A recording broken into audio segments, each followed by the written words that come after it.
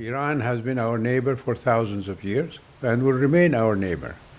And we've had relations with Iran that have gone up and down historically, but in more recent times, this is not the first time that relations were broken between Saudi Arabia and Iran.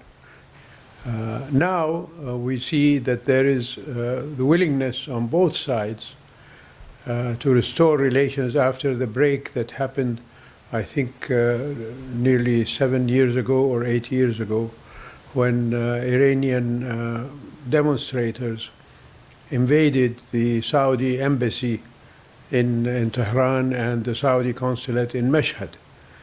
And as a result of that, relations were broken.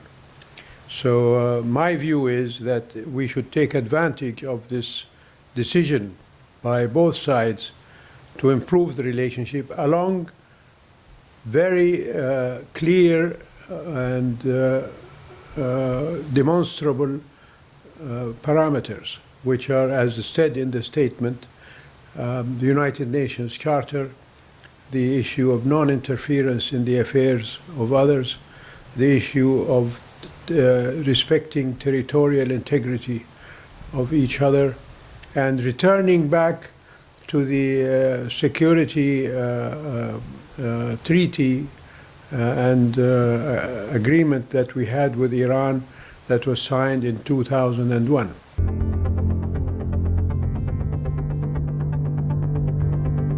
And for Saudi Arabia, the so-called Abrahamic Accords do not meet the qualifications for Saudi Arabia to join them, because they basically don't deal with the Palestinian issue and leave it unresolved. And we think the Arab Peace Initiative is a more viable and a more just and equitable solution to the Arab-Israeli dispute. Palestinian issue has to be resolved for peace to happen between Israel and its Arab neighbors.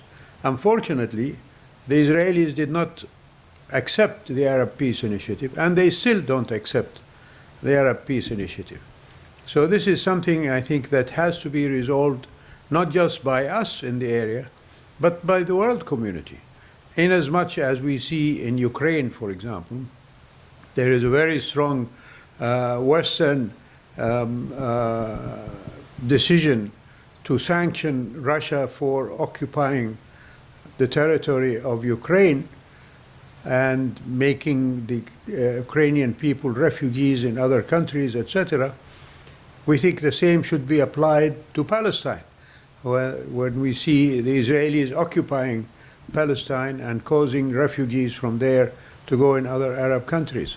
So this is where we stand on that issue.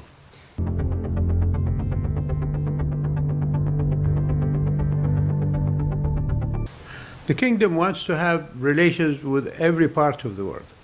And of course, particularly in the Balkans, if you know, when the issue of Bosnia-Herzegovina erupted on the world with the military clash by Serbia and by Croatia and Bosnia-Herzegovina, the kingdom very forcefully provided support for Bosnia because they were being attacked by others.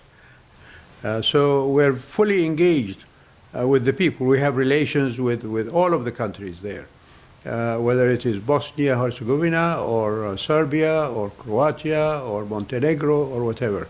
So we want to be friends with everybody.